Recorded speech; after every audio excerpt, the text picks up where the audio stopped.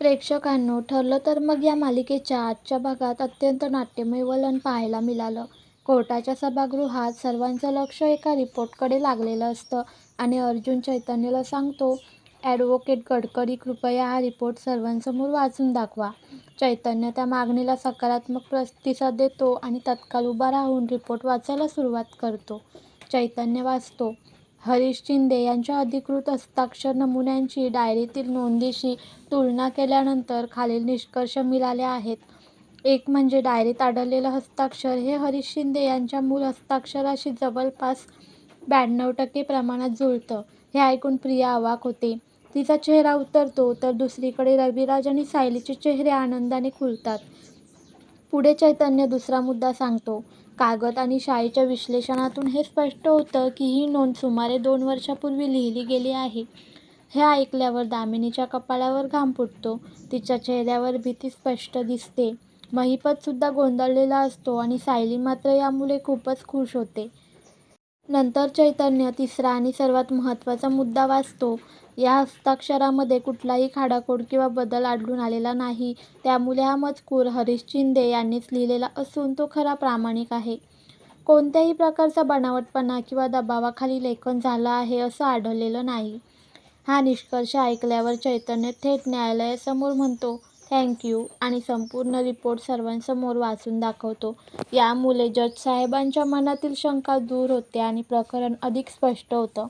चैतन्याचा हा रिपोर्ट ऐकून महिपत, दामिनी, प्रिया आणि साक्षी हे चौघेही घाबरतात. त्यांच्या चेहऱ्यावर गडबड स्पष्ट दिसून येते. मग अर्जुन पुढे येतो आणि ठामपणे स्टेटमेंट देतो, "इन शॉर्ट, जजसाहेब, ही चिठ्ठी हरीश शिंदे यांनीच लिहिलेली आहे आणि हे आता ठामपणे सिद्ध झालं आहे." यानंतर अर्जुन वकील साळुंखेंकडे पाहत म्हणतो, "कदाचित तुमच्या मनात प्रश्न येत असतील की हरीश शिंदे आता हयात नाहीत, तर मग ही चिठ्ठी मला कुठून सापडली?" तेव्हा अर्जुन मोठ्या आत्मविश्वासाने सांगतो, "ही चिठ्ठी मला हरीश यांच्याकडूनच मिळाली." हे ऐकताच संपूर्ण कोर्टात शांतता पसरते. सगळ्यांना एकच प्रश्न भेडसावतो, मृत्यू झालेल्या हरीशकडून चिठ्ठी अर्जुनला मिळाली तरी कशी?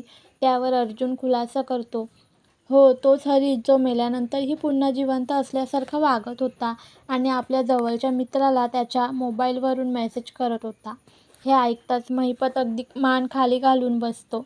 कारण दामिनीचा राग आता तिच्या चेहऱ्यावर स्पष्ट दिसत असतो.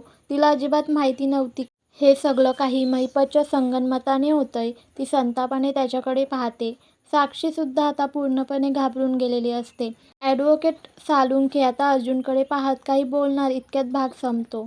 कोर्टरूममध्ये अजूनही थरारक वातावरण असतं. अर्जुनने एकामागोमाग एक गौप्यस्फोट करून सर्वांना अक्षरशः हादरवून टाकलेलं असतं.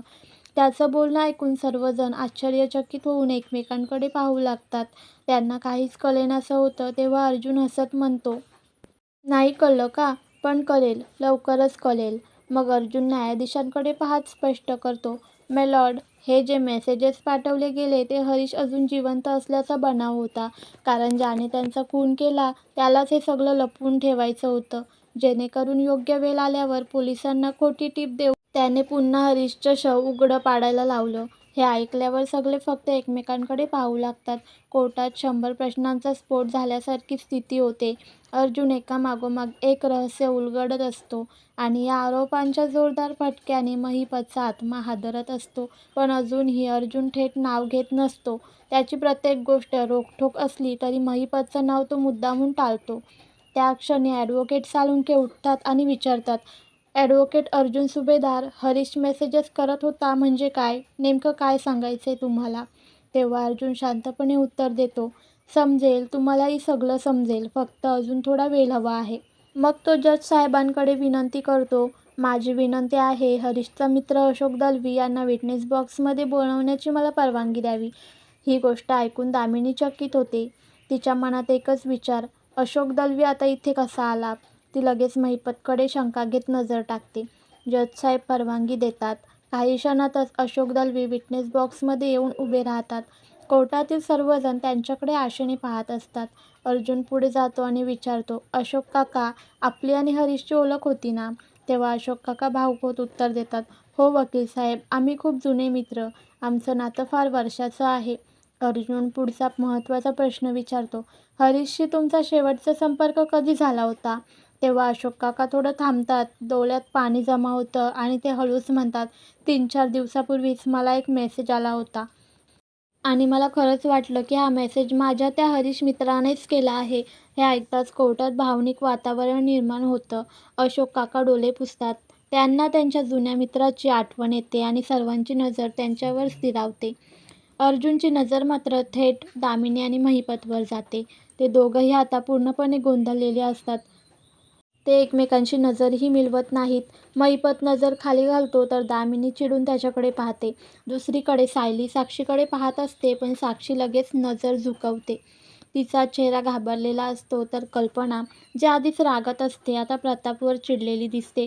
कारण प्रताप सायलीची बाजू घेत तिला काहीतरी सुनावलेलं असतं. संतापलेल्या अवस्थेत कल्पना कपाटात कपडे ठेवत असते आणि बेडवर ठेवलेल्या काही फाईल्सवर तिचं लक्ष जातं. कल्पना खूपच रागात असते. कपडे पटकन उचलून ती जोरजोरात कपाटात आपटत असते. तिच्या चेहऱ्यावरचा संताप स्पष्ट दिसत असतो. प्रताप तिचा राग कमी करण्याचा प्रयत्न करतो, पण कल्पना त्याच्याकडे बघणं तर दूर, एक शब्दही बोलत नाही. ती इतकी चिडलेली असते की तिला शांत करणं अवघडच वाटतं. तेवढ्यात प्रतापला फोन येतो. फोनवर तो थट्टेच्या सुरात विचारतो, "अरे मला एक सांग, ही बायको म्हणजे नक्की हाताळायची कशी?" त्यांचं बोलणं ऐकून कल्पना त्यांच्याकडे संतापाने पाहते. प्रताप हसतच पुढे म्हणतो, "अरे इंटरनेटला विचार, काय माहिती मिळेल तिथे." मग तो दुसऱ्या बाजूने म्हणतो, "पण मला ना अनुभव असलेला नवरा हवाय, जो समजावून सांगेल. कारण या बायकांचा राग ना, जगात काहीही झालं तरी नवऱ्यावरच निघतो. कुठे वादळ आलं, कुठे आग लागली, तरी राग नवऱ्यावरच." तो हसत हसत कल्पनाला चिडवतच असतो. कल्पना अजूनच संतापते, कपडे जोरात आपटत राहते. प्रताप मात्र अजूनही गमतीच्या मूडमध्येच असतो. तो मिश्किलपणे म्हणतो, "अरे सांग ना, बिचारे नवरे तरी काय करतील? आता मी पाया पडू का तुझ्या?"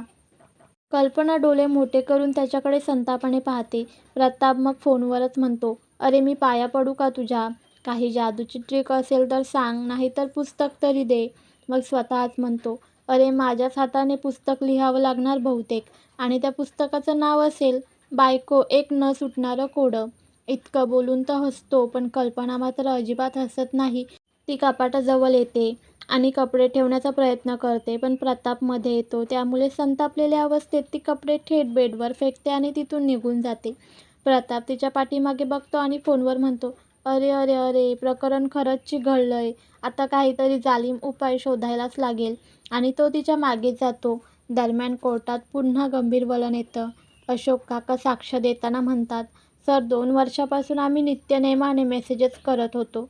मी तर समजलोच नाही की मी ज्या व्यक्तीशी बोलतोय तो खरंच हरीश नाहीये.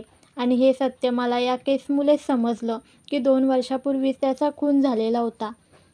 हे सांगताना अशोक काका भावूक होतात. त्यांच्या डोळ्यात पाणी येतं. प्रिया हे ऐकून हलकेच साक्षी आणि महिपतकडे पाहते. तिला संशयाने काहीतरी जाणवत असतं. तर दुसरीकडे चैतन्यसुद्धा आपल्या जागेवरून महिपतकडे बघत असतो. जणू सगळ्यांच्या नजरा आता एका सत्याच्या शोधात वळल्या आहेत. पडद्यामागे आता खरं नाट्य रंगायला लागतं. कोर्टामध्ये सर्व काही उलगडायला लागलेलं असतं आणि महिपत मात्र चैतन्याची नजर चुकवत असतो. कारण आता त्याचं पितळ एकामागून एक उघड होणार हे त्यालाही कळतं. त्याचा चेहरा आता स्पष्ट घाबरलेला दिसतो. इकडे अशोक काका अजूनही भावनिक अवस्थेत असतात. त्यांना हळूहळू शांत करत अर्जुन त्यांच्याकडून फोन घेतो आणि जज साहेबांना दाखवतो. "मिलॉर्ड, हा फोन अशोक काकांचा आहे आणि यात हरीशच्या नंबरवरून आलेले सर्व मेसेजेस आहेत. तुम्ही स्वतः ते वाचू शकता." असं म्हणून अर्जुन तो फोन जज साहेबांकडे देतो. "थँक यू अशोक, तुम्ही आता जाऊ शकता," असं अर्जुन शांतपणे सांगतो. अशोक काका कोर्टातून बाहेर पडतात. तेवढ्यात ॲडव्होकेट साळुंखे उठतात आणि कोर्टात एक शंका उपस्थित करतात. "हे मेसेजेस खरंच हरीशनेच पाठवले का? कदाचित कोणीतरी दुसरंही पाठवू शकतं ना?" त्यांचा प्रश्न ऐकून दामिनी डोक्यावर हात मारते आणि मनात म्हणते, "याला मध्येच बोलायला सांगितलं कोणी?" मात्र अर्जुन त्या प्रश्नाचं उत्तर दिल्यावर सगळ्यांचं लक्ष त्याच्याकडे वळतं. "हो, चुकूनच 2 वर्ष मित्राशी बोलणारा माणूस समोरचा खोटा होता." हे ऐकून रविराज मनोमन खुश होतो, कारण अर्जुनने साळुंख्यांना त्यांच्या स्वतःच्याच प्रश्नात अडकवलेलं असतं. त्यानंतर अर्जुन पुन्हा जज साहेबांकडे वळतो आणि म्हणतो, "मिलॉर्ड, ही आयडेंटिटी थेफ्टची केस आहे. गेली 2 वर्ष एक व्यक्ती हरीश असल्याचा बनाव करत होती. त्याच्याकडे हरीशचे कपडे, सामान, अगदी त्याची चिठ्ठीसुद्धा होती आणि ती चिठ्ठी मला मिळाली. त्यावरूनच मी ओळखलं की पुढचा साक्षीदार कोण आहे. त्यांचं नाव आहे पिंट्या. पिंट्याचं नाव ऐकताच महिपत अर्जुनकडे नजर रोखून पाहतो. त्याच्या चेहऱ्यावर भीती स्पष्ट दिसते. दामिनीही आता रागाने महिपतकडे बघते. तिच्या चेहऱ्यावर तीव्र नाराजी असते. ती मनात म्हणते, हा पिंट्या आता कुठून उगवला? पण आता महिपतशी बोलण्याची तिची इच्छाच नसते. त्यामुळे ती गप्प राहते. अर्जुन पुढे सांगतो, मिलॉर्ड, पिंट्याला बोलवण्यासाठी मी आधीच अर्ज दाखल केलेला आहे. जज साहेब लगेच उत्तर देतात, परमिशन ग्रँटेड. अर्जुन त्यांचा आभार मानतो. Thank you milord. आता पोलीस अधिकारी पिंट्याला घेऊन कोर्टात येतात. कोर्टात एक वेगळीच खळबळ उठते. पिंट्या आता विटनेस बॉक्समध्ये उभा राहतो. महिपत मात्र त्याच्याकडे मोठ्या डोळ्यांनी पाहतो. त्याच्या चेहऱ्यावरचे भाव सांगत असतात की पिंट्या त्याच्या गेमचा शेवट करणार आहे. तो हलकेच इशारे करून पिंट्याला काहीतरी सांगण्याचा प्रयत्न करतो, पण आताच काहीही लपवणं शक्य नाही. कारण सत्य आता कोर्टात उघड होणारच आहे. कोर्टाच्या दरबारात आता थरार शिगेला पोचलेला असतो. महिपतने आधीच पिंट्याला धमकावलेलं असतं, हरीशच्या खुनाचा गुन्हा स्वतःवर घे, मग हे प्रकरण इथंच मिटेल. पण कोर्टात उभा असलेला पिंट्या आता काय बोलायचं, काय उत्तर द्यायचं हेच विसरून गेलेला असतो. त्याच्या चेहऱ्यावर एकाच वेळी भीती, तणाव आणि घामाचं मिश्रण दिसतं. अर्जुन गंभीरपणे पुढे सरसावतो. तुझं नाव काय आहे? पिंट्या घशात गोळा गिळत उत्तर देतो, माझं नाव पिंट्या. अर्जुन लगेच त्याला थांबवत म्हणतो, नाही, लोक तुला काय म्हणतात ते आम्हाला माहीत आहे, पण कोर्टाला हे सांग, तुझं खरं नाव काय आहे? थोडा वेळ शांतता असते. सगळेजण कान टवकारून ऐकत असतात आणि मग तो हळूच उत्तर देतो, उमेश सुर्वे. अर्जुन म्हणतो, लोक पैसे चोरतात, दागिने चोरतात, मोबाईल चोरतात, पण तू तर माणसाची ओळखच चोरलीस. हे ऐकताच पिंट्याच्या कपाळावर घामाच्या धारा सुरू होतात आणि महिपत रागाने अर्जुनकडे बघत राहतो. त्याला आता खात्रीच होते, अर्जुन पिंट्याला जाळ्यात अडकवणारच. अर्जुन जज साहेबांकडे पाहून म्हणतो, मिलॉर्ड, हरीश शिंदे मरण पावल्यावर सुद्धा त्याच्या नावाने त्याच्या मित्राला म्हणजे अशोकला मेसेज पाठवले गेले आणि ते सगळे मेसेजेस या इसमाने हरीशचं सोंग घेत पाठवले होते. सगळ्यांच्या नजरा पिंट्याकडे वळतात. तो मान खाली घालतो. अर्जुन पुन्हा विचारतो, हे मान्य आहे का? पिंट्या अजूनही गप्प. महिपत मात्र त्याच्यावर रागाने नजर रोखून बसलेला असतो. अर्जुन थोड्या अधिक कडक आवाजात विचारतो, मी काय विचारतोय समजतंय का तुला? तू खरंच हरीश शिंदेंची ओळख वापरत होतास का? तेव्हा पिंट्याच्या मनात फ्लॅशबॅक सुरू होतो. त्याला आठवतं की ती चिठ्ठी, ती अर्जुनच्या नजरेस पडलेली आणि त्यात त्याचा पर्दाफाश झालेला. चैतन्य हे सगळं पाहून हसतो.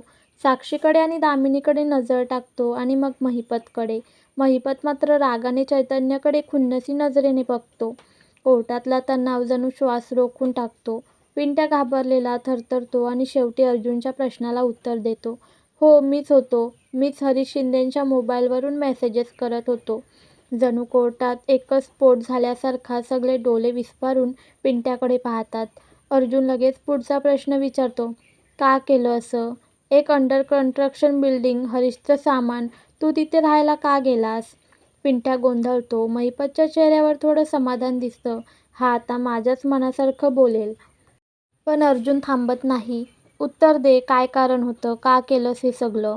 महिपत आता पिंट्याकडे इशारा करतो. आपल्या गळ्याला हात लावून सांगतो, जसं सांगितलंय तसंच बोल, नाहीतर तुझं गळच कापेन. पिंट्याच्या कपाळावर पुन्हा घाम. तो घाबरतो आणि अचानक पोपटासारखा बोलायला लागतो. हरीशने माझ्याकडून 50,000 रुपये घेतले होते. मी मागायला गेलो पण तो देईना. आमचं जोरात भांडण झालं आणि एक दिवस रागाच्या भरात मी त्याचा खून केला. सगळं कोर्ट स्तब्ध. अर्जुन मागे सरतो. त्याच्या चेहऱ्यावर धक्का बसल्यासारखा भाव असतो. हा उत्तर त्याच्या अपेक्षेपेक्षा वेगळाच असतो. पिंट्याने सगळा खेळच फसवलेला असतो. पिंट्या जेव्हा खोटं कबूल करतो की हो, मीच हरीशचा खून केलाय, तेव्हा अर्जुन एक क्षण स्तब्ध होतो. तो काही न बोलता पिंट्याकडे रोखून पाहतो. डोळ्यांतून जणू सत्य शोधतोय. त्याचं लक्ष त्या एका क्षणासाठी पिंट्याच्या डोळ्यात अडकतं. तिथे काहीतरी गडबड आहे. तो खोटं बोलतोय हे अर्जुनला आतून जाणवतं. इकडे सायली, चैतन्य, रविराज सगळे टेन्शनमध्ये येतात. त्यांचा श्वास थांबतो. दामिनी आणि साक्षी यांचंही लक्ष थेट महिपतकडे जातं. कारण त्या दोघींना जाणवतं, हे सगळं महिपतनेच घडवलं आहे. पिंट्या बोलत राहतो, हो मी त्याचं सगळं सामान माझ्याकडे ठेवलं आणि त्याचा मुद्दा काढून टाकला. कोर्टात एकच कुजबूज उठते. मधुभाऊ ज्यांच्यावर खोटा आळ आलेला ते पिंट्याकडे पाहून स्तब्ध होऊन जातात. त्यांचे डोळे थेट त्याच्या नजरेत, जणू विश्वासच बसत नाहीये. पिंट्या पुढे म्हणतो, खून कुणालाही कळू नये म्हणून त्याच्या मित्राला अशोकला मीच हरीश बनून मेसेज करत राहिलो. इकडे महिपत खुश होतो, जणू त्याचा प्लॅन परफेक्ट काम करतोय. तो चेहऱ्यावर विजयाचं हास्य घेऊन शांतपणे मान डोलावतो. पण या सर्वात सायलीला काहीतरी खटकतं. ती रविराजकडे वळते आणि दबक्या आवाजात विचारते, काका हा तर खोटंच बोलतोय, हे आपल्याला दिसतंय, पण मधुभाऊ सुटतील ना? तेव्हा जवळच असलेली प्रिया त्यांचं हे बोलणं ऐकते आणि रविराज सायलीला आश्वासक आवाजात म्हणतो, सुटतील, काळजी करू नको. इकडे अर्जुन शांत नाही. त्याच्या डोळ्यात आता संशयाची धार अधिक तीव्र झालेली. तो विचारतो, पिंट्या एक गोष्ट सांग, तू काय काम करतोस? पिंट्या जरा गोंधळतो, मग म्हणतो, मी वॉचमॅनचं काम करतो. हे ऐकून अर्जुन मिश्किल हसतो, पण त्याच्या हसण्यात चपखल टोचणारी धार असते. तो म्हणतो, वॉचमन? बरं, तरी तुझ्याकडे 50,000 रुपये होते जे तू म्हणतोस की हरीशला उधार दिलेस? कमालच आहे, आम्हाला माहीतच नव्हतं की वॉचमॅनला पगार 1-2 लाख रुपये असतो. कोर्टात थोडीशी हशा उडते. पिंट्या गोंधळलेला, त्याच्या चेहऱ्यावर आता काळजीचं सावट. अर्जुन लगेच पुढचा घाव घालतो, कुठून आले तुझ्याकडे एवढे पैसे? उत्तर दे. पिंट्या गप्प, त्याला उत्तर सुचत नाही. घाम आलेला आणि मनात गोंधळ. अर्जुनचा आवाज आता उंचावतो, कुठून आले हे पैसे? कुणी दिले? बोल पटकन. तेवढ्यात ॲडव्होकेट वकील साळुंखे उभे राहतात आणि आवाजात आक्षेप घेतात, मिलॉर्ड ऑब्जेक्शन. साक्षीदाराच्या उत्पन्नाच्या स्रोताचा या केसमधल्या मुद्द्याशी काहीही संबंध नाही. जज थोडा वेळ विचार करतात आणि म्हणतात, साळुंखे साहेब, तुम्ही मुद्दा मांडलात खरा, पण अर्जुन जी काही माहिती गोळा करत आहे ती तपासाच्या दृष्टीने महत्त्वाची वाटते. कृपया पुढे सुरू ठेवा. अर्जुन पुन्हा पिंट्याकडे वळतो. त्याची नजर आता अधिक धारदार होते. पिंट्या, जर खरंच तुझं स्टेटमेंट खरं आहे तर तू माझे प्रश्न घाबरून का टाळतो आहेस? पिंट्या आता गोंधळतो. शब्द जमत नाहीत आणि त्याच्या नजरा परत एकदा महिपतकडे जातात. महिपत त्याला नजरेने शांत राहण्याचा इशारा देतो, पण अर्जुन हे सगळं बघतो. तो स्वतःशीच म्हणतो, हा खरा गुन्हेगार नाही, हा फक्त प्यादा आहे. अर्जुन आता साक्षी पुरावे मांडतो, महिपतच्या चुकीच्या हालचालींना उलगडा करतो आणि न्यायालयात एक जबरदस्त वळण येतं. कोर्टरूममध्ये सीन पुढे सुरू होतो. साळुंखे साहेब जोरात ओरडतात, ऑब्जेक्शन मिलॉर्ड, या प्रश्नांची केसशी काहीही संबंध नाही. अर्जुन लगेच हस्तक्षेप करत म्हणतो, मिलॉर्ड, संबंध आहे आणि तोच संबंध सिद्ध करण्याचा मी प्रयत्न करतोय. जजसाहेब क्षणभर गंभीरपणे अर्जुनकडे पाहतात आणि मग म्हणतात, ऑब्जेक्शन ओव्हररूल्ड. अर्जुन, तुम्ही पुढे जा. अर्जुन नतमस्तक होतो आणि म्हणतो, थँक यू मिलॉर्ड. तो पुन्हा पिंट्याकडे वळतो. पिंट्या, सॉरी पण तू म्हणालास की तू ज्या कन्स्ट्रक्शन साईटवर लपून बसला होतास तिथेच तू वॉचमन म्हणून काम करत होतास ना? पिंट्या डोळे चोरतो आणि म्हणतो, हो, तिथेच काम करत होतो. इकडे महिपत शिकरेचा चेहरा एकदम सावरतो. तो क्षणभर घाबरल्यासारखा वाटतो. पापण्याही अंधातरी थरथरतात. अर्जुन मग पुढचा प्रश्न टाकतो, बरं, तुला माहीत आहे का ती कन्स्ट्रक्शन साईट कोणाच्या मालकीची होती? कोणता बिल्डर ती इमारत बांधत होता? पिंट्या लगेच घाबरत म्हणतो, नाही, मला माहीत नाही. मी कुठल्या बिल्डरकडे काम करतोय हे मला कधी विचारलंच नव्हतं. या उत्तरावर चैतन्य आता पिंट्याकडे नजर रोखून पाहत राहतो, कारण त्या कन्स्ट्रक्शन साईटवरूनच त्यांनी पिंट्याला पकडलेलं असतं. अर्जुन मात्र हसतो आणि म्हणतो, मला तरी माहिती आहे ना ती साईट कोणाची आहे. तो थेट कोर्टात जाहीर करतो, मिलॉर्ड, ज्या अंडर कन्स्ट्रक्शन इमारतीत पिंट्या राहतोय, जिथून त्याला पकडलं गेलं, ती कन्स्ट्रक्शन साईट महिपत शिकरे यांची आहे. कोर्टात क्षणभर शांतता पसरते. दामिनी हळूच महिपतकडे पाहते. तिच्या डोळ्यात धक्का दिसतो. साक्षीचे डोळे विस्फारले जातात. तिचे हात थरथरू लागतात. प्रियासुद्धा श्वास रोखून सगळं ऐकत राहते. रविराज आणि सायली दोघांना सगळा तपशिलातच स्पष्ट होतो. पिंट्या, महिपत खोटं स्टेटमेंट, सर्व एकाच जाळ्याचा भाग. सायली हळूच म्हणते, काका, म्हणजे हे सगळं खरोखर महिपतनेच प्लॅन केलंय? रविराज गंभीरपणे मान हलवतो. अर्जुन पुन्हा पुढे येतो आणि म्हणतो, ही construction site G S builders या नावाने रजिस्टर आहे, ती कंपनी खुद्द महिपत शिकरेच्या नावावर आहे. दामिनी चेहऱ्यावर हात ठेवते. तिच्या चेहऱ्यावर आता भीती आणि निराशा स्पष्ट दिसते. अर्जुन ठामपणे पुढे सांगतो, या केसमध्ये आता एवढं स्पष्ट होतंय की महिपतनेच हे सगळं प्लॅन केलंय आणि पिंट्याचा वापर केलाय खोटं स्टेटमेंट देण्यासाठी. कोर्टामध्ये एकच कुजबूज उसळते. जजसाहेब शांततेसाठी घंटा वाजवतात. अर्जुन थेट मुद्द्यावर येतो. मिलॉर्ड, विलास मर्डर केसमध्ये महिपत शिकरेची मुलगी साक्षी ही संशयित होती आणि खोटं बोलल्याबद्दल तिला तुरुंगवासही झाला होता. सगळेजण आता साक्षीकडे पाहतात. ती नजर चुकवते. तिचे डोळे पाणवलेले. महिपतकडे पाहताना तिच्या नजरेत अपराधीपणाचं सावट असतं. अर्जुन पुढे म्हणतो, साक्षीचं सत्य लपवणं आणि तिच्या वडिलांचा गुन्हेगारीशी संबंध या गोष्टी पुरेशा आहेत या प्रकरणाचा उलगडा करण्यासाठी. आता सायली उठते आणि थेट महिपत, दामिनी आणि साक्षीकडे रागाने पाहते. तिच्या डोळ्यात आता घृणा आणि नाराजी स्पष्ट दिसते. ती म्हणते, तुम्ही आमच्यावर विश्वासघात केला. एक नाही, दोन खोटं बोलणार आणि इथे निष्पाप माणसांना अडकवून ठेवलेत. महिपत, दामिनी, साक्षी तिघंही नजर चुकवतात. कोर्टात हा क्षण आता निर्णायक ठरतो. अर्जुनने महिपतच्या कन्स्ट्रक्शन साईटचा उलगडा केल्यानंतर अचानक ॲडव्होकेट साळुंखे उठतात. ते जोरात ओरडतात, ऑब्जेक्शन मिलॉर्ड. एक गुन्हेगार कुठेही लपू शकतो. त्यासाठी ठिकाणाचं काही महत्त्वाचं नाही. ते म्हणताना महिपतकडे हसतात. दामिनी मात्र चिडून महिपतकडे तिरस्काराने बघते. त्याचा चेहरा उतरतो आणि तो गप्प बसतो. ॲडव्होकेट साळुंखे आता अजून म्हणतात, म्हणजे जर एखादं ठिकाण सुनसान असेल, तिथे येणं जाणं नसेल, सुरक्षा नसेल, तर गुन्हेगार तिथे लपेलच ना. यामध्ये काही विशेष नाही. ते थेट अर्जुनकडे पाहत प्रश्न उभा करतात. अर्जुन त्यांच्याकडे पाहून एक मिश्किल हसू करत म्हणतो, थोडं थांबा ॲडव्होकेट साळुंखे. तुम्हीच म्हणालात की तिथे सिक्युरिटी नव्हती, म्हणजेच तिथे वॉचमेन नव्हता, म्हणजे पिंट्या वॉचमेन नव्हता. तर तुम्हीच मान्य करताय की हा माणूस खोटं बोलतोय. कोर्टात एक क्षणभर शांतता पसरते. साळुंखेचा चेहरा सटकतो. ते स्वतःच्याच शब्दात अडकलेले असतात. ॲडव्होकेट साळुंखे गोंधळलेले. ते काही न बोलता हळूच आपल्या सीटवर बसतात. कोणताही पुढचा प्रश्न ते विचारत नाहीत.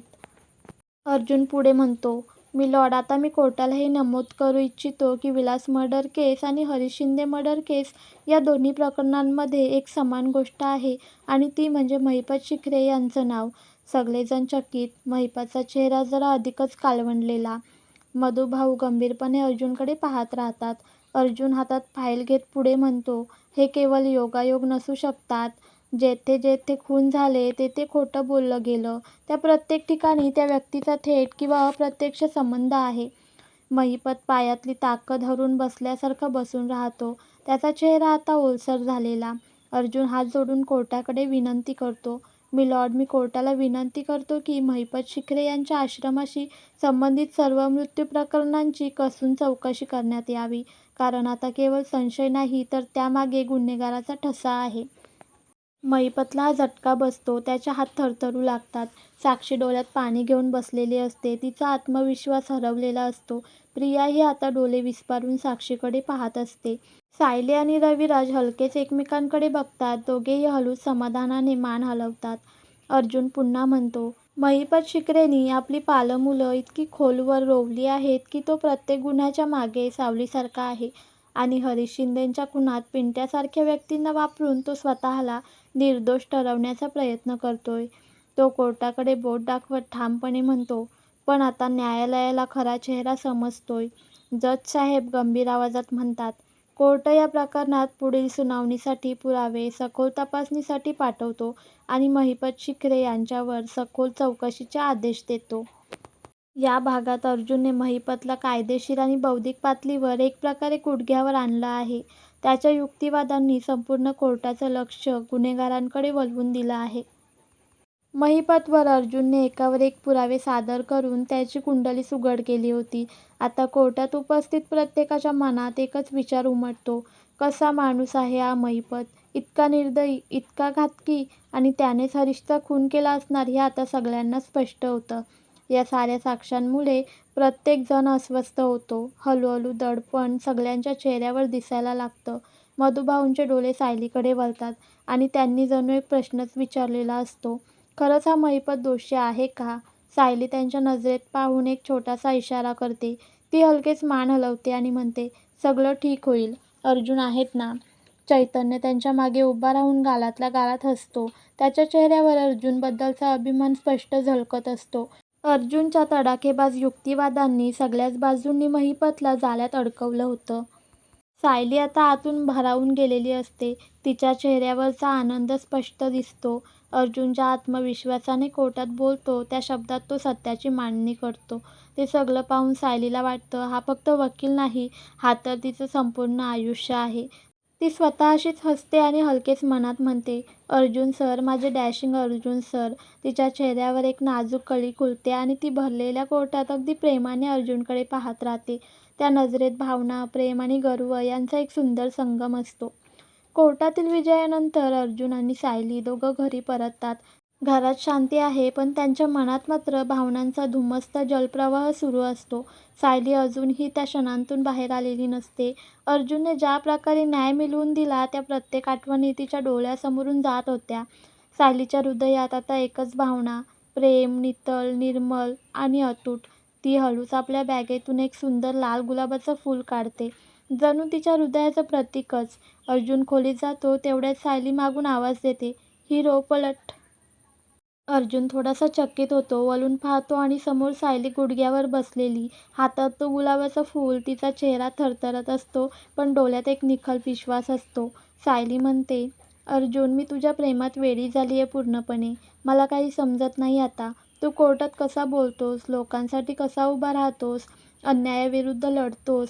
सगळं पाहून मी तुझ्यावर जास्तच फिदा झालीये. तू माझ्यासोबत आयुष्यभर राहशील का? ती थरथरत विचारते. तू मला कधीही एकटं सोडणार नाहीस ना? माझा हात कधीच सोडणार नाहीस ना?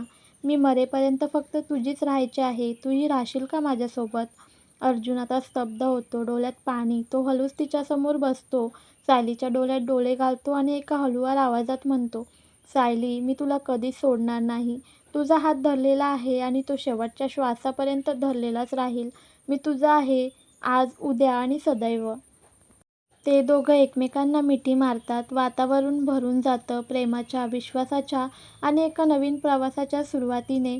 कोणताही संवाद न करता त्यांच्या मिठीत एक वचन होतं, साथ आयुष्यभराची.